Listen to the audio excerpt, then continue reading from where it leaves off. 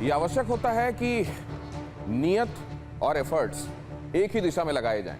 ये जरूरी होता है कि अगर आप बातचीत करना चाहते हैं तो बातचीत वाला माहौल बनाया जाए, लेकिन अमेरिका और ईरान के बीच में इस माहौल की सख्त कमी दिखाई दी और इसी का नतीजा अब ये दिखाई दे रहा है कि यहां दोनों ही पक्ष लग रहा है कि छल कर रहे हैं एक दूसरे के साथ, यूनाइटेड स्टेट्स और ईरान का छल, और इसीलिए रिजल्टेंट ये दिखाई दे रहा है युद्ध आज नहीं तो कल।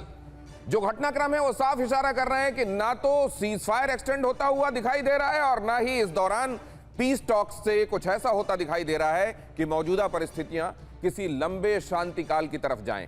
तो क्या युद्ध काल 2 जल्द शुरू होने वाला है? जरा देखिए, खबर आईडीएफ ने जारी किया बफर जोन का मैप। अब इजराइल डिफेंस फोर्सेस की तरफ से एक बफर जोन मैप जारी किया गया है और इसमें लेबनान को लेकर स्थिति स्पष्ट की गई है। लेबनान में अंदर तक बफर जोन चाहती है इजराइल डिफेंस फोर्सेस। हिजबुल्लाह की ताकत कम करना इसका उद्देश्य है। रणनीतिक जगहों पर कंट्रोल का मैप जारी किया गया है और यह मैप इसलिए जारी किया गया है ताकि यह बताया जा सके कि हम अब कितनी जगह को नियंत्रित कर रहे हैं। ये जब मैप आप देखेंगे तो आपको याद आएगा रशिया यूक्रेन वाला मामला, और आपको ये भी पता चलेगा कि कैसे रशिया ने बाद के दिनों में, आपको याद होगा, लुहांस्क और डोनेस्क वाला इलाका जो अपने प्रभाव में बताया था, वो ये बताने की कोशिश की थी कि अब बफर जोन यहां से होगा। और इसी तरीके से अगर आप यहां देखें, इजरायली डिफेंस फोर्सेस ने अभी जो नक्शा जारी किया है उसमें जो स्थिति बताई है अपने नियंत्रण और बफर जोन वाली, उसमें आप देखें ये लिटानी रिवर के अब ऊपर तक जाता हुआ मामला दिखाई दे रहा है। मतलब ये बता रहा है कि इजराइल डिफेंस फोर्सेस कितनी जगह को अब बफर जोन के तौर पर मानती है। संजय कुलकर्णी साथ हमारे साथ आज इस चर्चा में जुड़ रहे हैं। Sanjay Kulkarni, lieutenant general Sanjay Kulkarni sir, please आपको यहां बुलाऊंगा। और जब ये मैप हमारे सामने है तो मैं आपसे ये जानना चाहता हूं कि बहुत सारे लोग जो इसको इंटरप्रेट करते हैं इस तरीके से कि लेबनान के साथ जो संघर्ष है वो तो अपनी जगह है, लेकिन इजराइल का, इसके पीछे ग्रेटर इजराइल का सपना असल में इसकी आड़ में वो पूरा करना चाहता है। जहां ये मैप जारी किया गया सर, मैं ये हमारे दर्शकों को बताइए कि क्या ये लेबनान को मंजूर होगा और क्या ये ईरान को मंजूर होगा? देखिएगा दिनेश जी, ये जो सदर्न लेबनान जो इतनी रिवर और ब्लू लाइन के बीच में है, इसके बीच में अब इजराइल कह रहा है एक येलो लाइन ड्रॉ करने की वो कोशिश कर रहा है। और ये येलो लाइन का मकसद है वो बफर, ये जो नॉर्दर्न इजराइल है, नॉर्दर्न इजराइल और सदर्न लेबनान, ये शुरुआत से 1982 से लेकर के 2000 तक सदर्न लेबनान का ऊपर इजराइल का कब्जा था।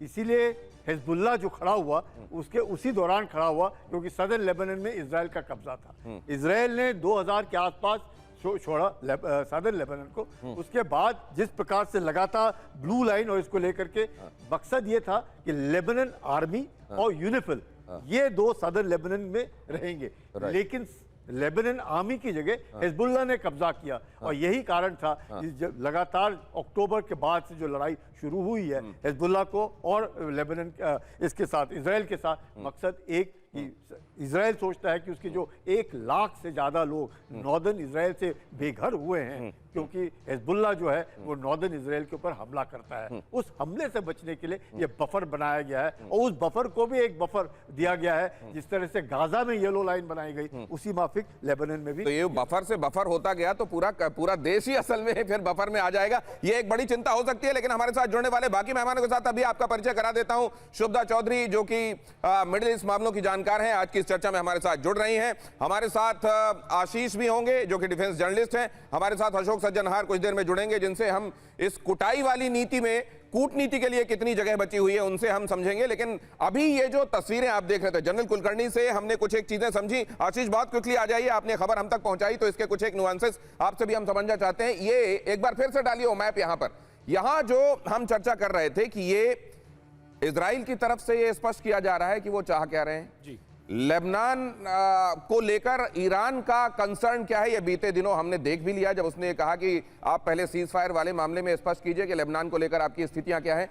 ये मामला आगे कहां ले जा सकता है इस पूरे इवेंट को? ये आज इस मैप को आज रिलीज करने का मतलब साफ है कि सीज फायर को लेकर बहुत ज्यादा इजराइल सीरियस है नहीं है। ये मैसेजिंग है जो जनरल कुलकर्णी ने बताया। उसमें 2 और चीजें बस ऐड करना चाहूंगा।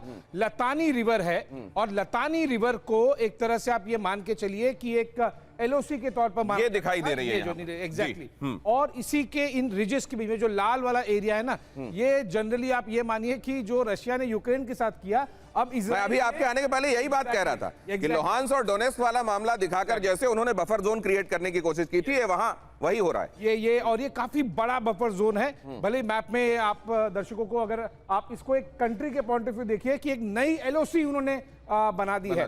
दूसरा ब्यूफोर्ड रिजेस है यहाँ पर, जो कि स्ट्रैटेजिकली बहुत इंपॉर्टेंट होता है। जैसे कि एलओसी है, एलओसी में कोई ऐसे लकीर नहीं है, कहीं पहाड़ है कहीं नदी है तो उसको माना जाता है। अगर पहाड़ के उस तरफ चले गए, ब्यूफोर्ड रिजेस इसमें इंक्लूडेड है, यानी कि अब वो स्ट्रैटेजिक एडवांटेज हाइट्स मिल गई इनको। एग्जैक्टली। तो इन दोनों ज्योग्राफिक पॉइंट ऑफ व्यू भी एक नया मैसेजिंग दे दिया है। ये तो पहले जो ये कहा जा रहा था, बहुत जल्दी से पहले जो ये कहा जा रहा था कि लितानी रिवर के दक्षिण की तरफ फोर्सेस होंगी, अब ये तो ऊपर की तरफ भी चली गई। और साथ में आप ये बता रहे हैं कि जो स्ट्रेटेजिक हाइट्स हैं, मतलब वहां के पहाड़ और रिजेस, ये भी इनके स्ट्रेटेजिक एडवांटेज मिल जाएगा। तो ये पूरे मामले को किधर, खास तौर से जब आप जानते हैं 22 तारीख को ये सीज फायर समाप्त हो रहा है, उसके पहले ये नक्शा जारी किया जाना, ये बताता है कि आने वाले दिनों में इजराइल के इरादे क्या हैं।